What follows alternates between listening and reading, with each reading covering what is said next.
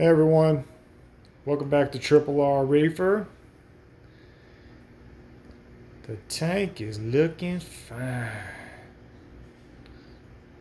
Look at it. A few changes. Had to move my gold or orange, I guess, hammer. Because this guy decided to make his home here, which is so cool. I said, you know what, you got it. Blue spot jawfish, don't you? Blue spot jawfish stuff. Love that fish, super cool. Let's see, whatever. Moved the clam, actually this clam, moved him over here. I wish I could see the real colors. That thing is so bright. I put this guy down here just temporarily. He's ugly as hell, but he had algae all over him. And in about 37 seconds, all the tangs had ripped all of it off. So, tang gang, baby.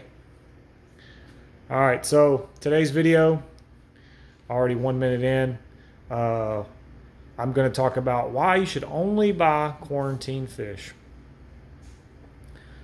As you may know, I went through Velvet, lost tons of fish. I've dealt with ick. I've dealt with Euronema.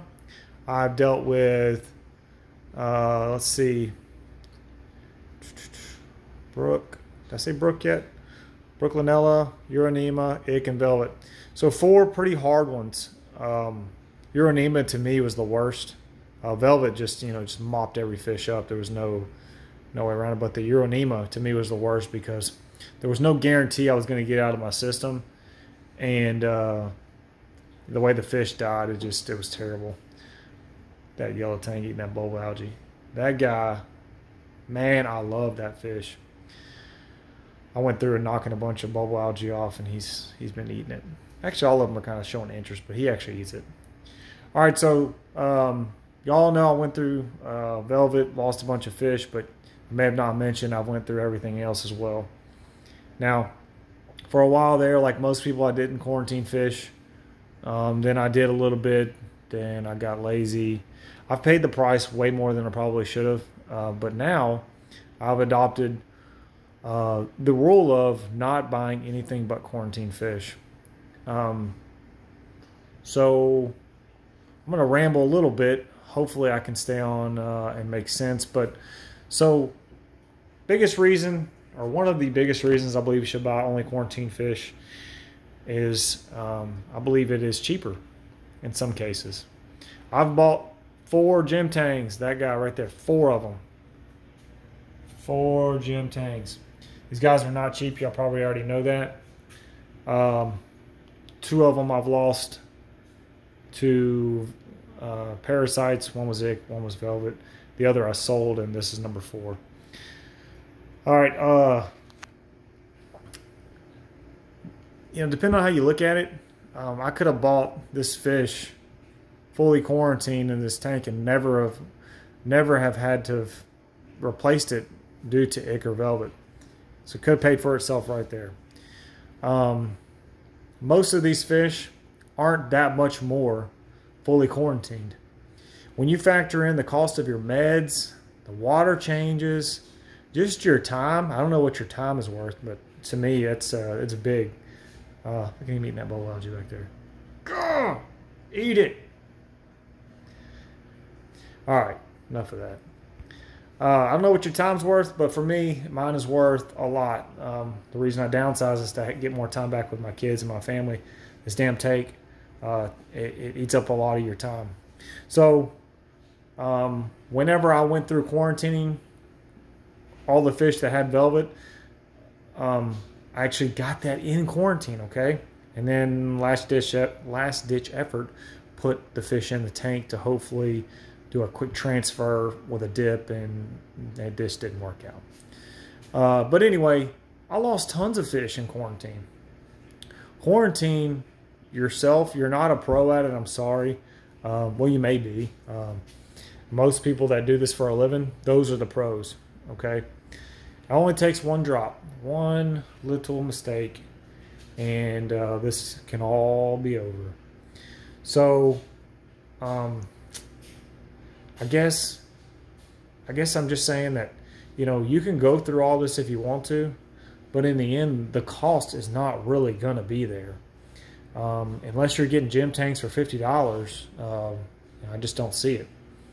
The cost of water, salt, meds, all that crap, it's a lot of work to quarantine fish right.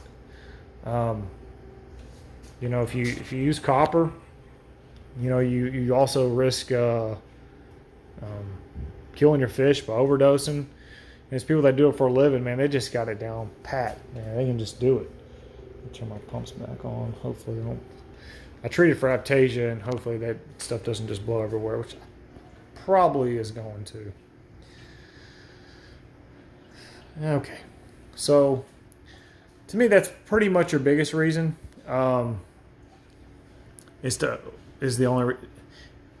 biggest reason to only buy quarantine fish.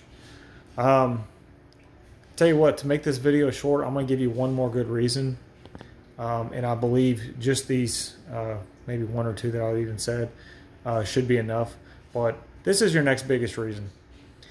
When you risk not buying quarantine fish, or you buy from Petco, or any of these places that, you know, are about numbers, volume, you risk your livestock. You risk losing all your fish by introducing one fish. You know, you can argue corals and inverts as well, but chances are much lower on that. So if you think that it's worth it to go buy your fish on Live Aquaria and dump that fish in here and just you know, hope, you know, maybe you did a little quarantine, great. Hope that it's done right. Then by all means go ahead. But again, it takes one parasite in here to wipe this entire tank out. Okay, you gotta really you gotta manage risk. That's what this is all about, managing risk. That's completely up to you. That's your decision. I definitely support people that want to do that because it's your tank. You do whatever you want to with it. But in the end, it doesn't make sense to not buy unquarantined fish. It just doesn't make sense. The fish aren't that much more. The work is done for you. You put them in your tank and you move on. In most cases, these people will find the fish for you that you want, and damn clam rolled over. And they will, they'll do everything for you. Anyway, I think that's enough. I do want you to support your local fish store. They can do quarantine as well, maybe not as good as these other guys. But there's nothing stopping from opening a quarantine section, charging more. I'll tell you right now, I'll pay twice the cost of a fish, maybe more, to never have to quarantine again. To never have to deal with ick again, velvet again, Uronema, flukes, any of this bull crap that makes the hobby bad. I don't know. People losing fish in this hobby to this stuff is just, it's terrible. I see it all the time. You know, how do I treat this fish? Can I put it in a bucket of salt and pepper? Whatever the hell these people come up with now that they think treats ick and all this stuff. But anyway, let the professionals do that for you. It will create a market and actually lower the cost. At least in my eyes, that's what will happen. When people start demanding clean, safe fish to put in their tank, someone's going to step up and cover that hole in the market.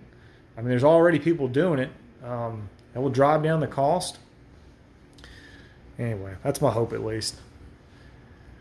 And that's about it, guys. I apologize if I ramble a little bit. Look at this 9-minute video. Sweet. All right, that's it for this one. Please comment, like, and subscribe. Thank you for everyone that's done that. That is super cool. Anyway, that's it for this one. I'll be making some more shortly. All right.